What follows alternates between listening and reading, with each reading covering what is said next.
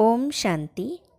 ब्रह्मा बाबा की जीवन कहानी में आज हम पढ़ेंगे यज्ञ वत्सों के लिए बाबा का श्रेष्ठ प्रेरणाप्रद आदर्शमय जीवन। बाबा सभी प्रकार की सुविधाएं और सुख देते हुए सभी को पुरुषार्थ के लिए प्रेरित करते तथा सभी में बल भरते रहते थे। उन्हें सदा हर्षित मुख, स्फूर्तिपूर्वक और अथक देखकर सभी में एक विशेष उत्साह भरा रहता था। इतनी ऊंची मंजिल होने पर तथा अनेक प्रकार के विघ्न सामने आने पर भी थकावट, उदासी, निराशा या कमजोरी का अनुभव नहीं होता था।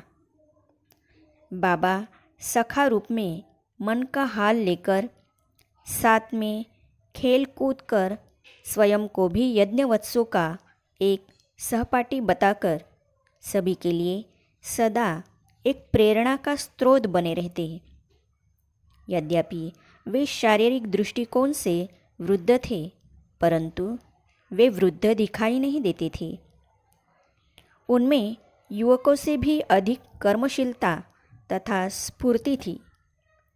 वे स्वयं ही सबसे पहले हर एक यज्ञ सेवा में हाथ डालते थे। मामूली से मामूली काम में भी वे सभी के साथ मिलकर हाथ बटाते थे। उनके ये सेवा भाव, नम्र स्वभाव और सहकार्य भाव को देखकर सभी के लिए एक आदर्श सामने रहता था। यज्ञवत्स नहीं चाहते थे कि उनके अति स्नेही बाबा अपने कोमल हाथों से कोई कठोर कार्य करे, परंतु बाबा सभी को कर्तव्य परायणता और यज्ञ सेवा में रुचि तथा यज्ञ सेह का प्रैक्टिकल पाठ स्वयं सेवा में तत्पर होकर पढ़ाते थे। वे लौकिक कार्यों में भी अलौकिकता भर देते थे। स्थूल कर्मों में तत्पर होते हुए भी बुद्धि ज्ञाननिष्ठ, ईश्वरीय स्मृति में स्थिर तथा आत्मनिश्चय में कैसे टिकी रहे, इसका वे क्रियात्मक पाठ पढ़ाते थे। कार्य करते हुए साकार बाबा कैसे शिक्षा देते थे। यदि कोई भंडारे अर्थात पाकशाला में भोजन बना रहा होता तो बाबा वहाँ पहुंचकर समाचार लेते, उसे योग दृष्टि देते और वही ज्ञान के मधुर बोल बोलते हुए कहते, बच्ची, शिव बाबा की याद में स्थित होकर भोजन बनाओगी तो इस भोजन में शक्ति भर जाएगी। मीठे बच्चों, सदैव यह याद रखना कि यह शिव बाबा का भंडारा है। उसी को भोग लगाने के लिए ही हम भोजन बना रहे हैं। यह अविनाशी यज्ञ शिव बाबा का है। उसी के अर्थ ही निमित्त बनकर सब कार्य करना। कोई मशीन पर कपड़ों की सिलाई का कार्य कर रही होती तो बाबा वहाँ भी पहुंचकर मधुर मुस्कान से बहुत खुशी बिखेर देते। सभी प्रसन्नचित होकर निहारते रहते। उन्हें भी बाबा ज्ञान के कुछ रत्न दे जाते। बाबा कहते, लाडली बच्चियों, जब आप कर्मेंद्रियों से कार्य करती है तो बुद्धि से अपनी अविनाशी कमाई भी साथ साथ करती रहा करो। शिव बाबा को याद करते हुए भविष्य के लिए सतयुग में राजाई पोशाक के अधिकारी बनने का कार्य भी साथ साथ करते रहना। कोई कपड़े धो रहे होते तो बाबा उनके साथ भी शामिल हो जाते। बाबा कहते, बच्चे, आप तो हद के वस्त्र धो रहे हो। शिव बाबा तो बेहद का धोबी है। वह सभी आत्माओं को पतित से पावन बनाने का कार्य करता है। उसे भी याद रखना।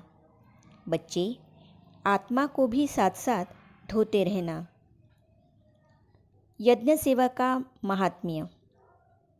इस प्रकार बाबा सदा यही कहा करते थे कि बच्चे, जब यज्ञ की किसी स्थूल सेवा में आप लगे हुए होते हैं तो साथ साथ योग द्वारा अपनी तथा अन्य आत्माओं की सूक्ष्म सेवा का भी पुरुषार्थ किया करो।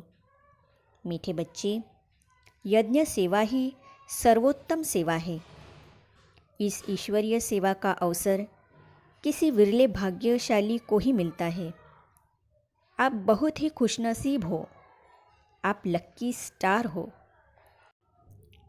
बाबा अपने साथ सैर करने ले जाते तो भी कहते, देखो, इस स्थूल यात्रा के साथ सूक्ष्म यात्रा भी करते रहना, अर्थात परमधाम की याद भी बुद्धि में रखना। नूरे रत्नों, इस अव्यक्त यात्रा अर्थात बुद्धि द्वारा परमधाम के वासी परमपिता शिव की याद को बाबा याद की यात्रा अथवा अव्यक्त यात्रा कहते थे। का केवल आपको ही पता है। संसार के अन्य लोग इस अव्यक्त यात्रा को नहीं जानते। इस प्रकार सभी अपने विद्यार्थी जीवन में सहर्ष आगे आगे बढ़ते जा रहे थे। बाबा बहुत ही रमणीकता से इन सारे कर्तव्यों को निभाते रहे थे।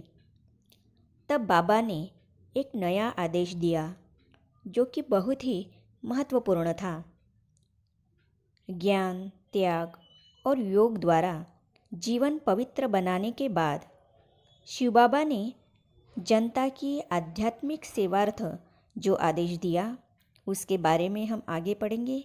तो ये जानने और पढ़ने के लिए इस चैनल को सब्सक्राइब करने के साथ ही साइड में जो बेल आइकॉन है उसे भी क्लिक कीजिए ताकि आने वाली सभी वीडियो आप तक पहुंचती रहेगी। ओम शांति।